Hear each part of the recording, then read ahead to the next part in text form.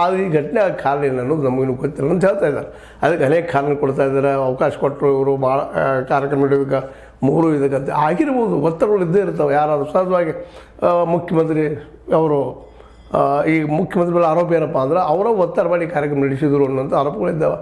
ಜನ ಬಯಸಿದಾಗ ಅದ್ರ ಕಾರ್ಯಕ್ರಮ ಮಾಡುವಂಥದ್ದು ಅದು ನಮಗೆ ಬೆನಿಫಿಟ್ ಆಗ್ತಿದೆ ಅನ್ನೋ ಕಾರಣಕ್ಕೂ ಕೆಲವೊಮ್ಮೆ ಮುಖ್ಯಮಂತ್ರಿ ಆಗಿರ್ಬೋದು, ಉಪಮುಖ್ಯಮಂತ್ರಿ ಆಗಿರ್ಬೋದು, ಅಧಿಕಾರಿಗಳಾಗಿರ್ಬೋದು ಮಾಡಿದ್ದಾರೆ. ಒಟ್ಟು ಘಟನೆ ನಡೆದ. ಅಟ್ಲೀಸ್ಟ್ ಏನು 11 ಜನ ತಿರ್ಕೊಂಡಿದ್ದಾರೆ, ಗಾಯಗೊಂಡಿದ್ದಾರೆ.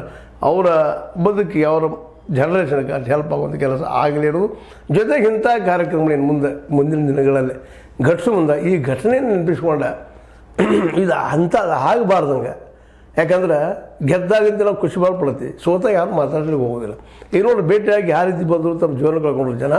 ಸೋತು ಬಂದಾಗ ಅವ್ರನ್ನ ಈವನ್ ರೈಲ್ವೆ ನಿಲ್ದಾಣಲ್ಲ, ಅವ್ರು ಎಲ್ಲಿ ಬರ್ತಾರೆ ಅಲ್ಲಿ ಶ್ರಮಿಸಿದ ಯಾವ ಜನ ಅಲ್ಲಾಡೋದಿಲ್ಲ, ಅಳಗಾಡೋದಿಲ್ಲ, ಹೋಗೋದಿಲ್ಲ, ಬರೋದಿಲ್ಲ, ಮಾತಾಡೋದಿಲ್ಲ. ಇದು ಹೋಗ್ಬೇಕು ನಮ್ಮಿಂದ. ಗೆದ್ದಾಗ ಭಾಳಷ್ಟು ಖುಷಿ ಪಡೋದಾಗಲಿ, ಸೋತಾಗ ಅವ್ರನ್ನ ಟೀಕಿಸೋದಾಗಲಿ ಇದು ಪಾಕಿಸ್ತಾನ ಮತ್ತು ಇಂಡಿಯಾದ ಟೀಮ್ಗಳಿಗೆ ಅಂಟಿದ ಶಾಪ್ ಅಂತ ಹೇಳ್ಬೇಕಾಗಿದೆ. ಯಾಕಂದರೆ ಪಾಕಿಸ್ತಾನದಲ್ಲೂ ಇದೇ ಪರಿಸ್ಥಿತಿ, ಇಂಡಿಯಾದಲ್ಲೂ ಅದೇ ಪರಿಸ್ಥಿತಿ. ನಮ್ಮ ಮನಸ್ಥಿತಿಗಳೆಲ್ಲ ಒಂದೇ ರೀತಿ ಇದ್ದಾವೆ. ಮತ್ತು ಗೆದ್ದಾಗ ದೇವರು ಮಾಡೋದು, ಸೋತಾಗ ದೆವ್ವ ಮಾಡೋದು, ಕಾಲ ಹೇಗೆ ತಿಳಿದು ಇವು ಪದ್ಧತಿ ತಪ್ಪ.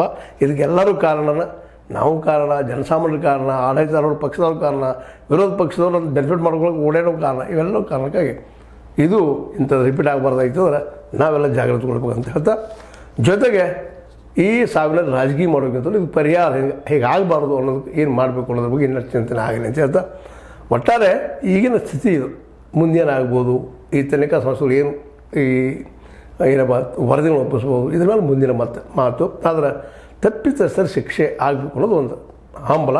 ಅದು ಆಗಲಿ ಅಂತ ಆಗ್ತದೆ ಅಂತೇಳಿ ಬಯಸಿ ನನ್ನ 2 ಮಾತು ಮುಗಿಸ್ತಾ ಇದ್ದೀನಿ. ಇದು ಲೈಕ್ ಮಾಡಿ, ಶೇರ್ ಮಾಡಿ, ಕಾಮೆಂಟ್ ಮಾಡಿ, ಜೊತೆ ಸಬ್ಸ್ಕ್ರೈಬ್ ನಿಲ್ಲಿಸ್ಬೇಡ್ರಿ. S60 ನ್ಯೂಸ್ ಅರ್ಥ ಸೇರಿಸಿದ್ದಾರೆ ಸತ್ಯ ಕೈಗೊಂಡು ವಂದನೆಗಳು.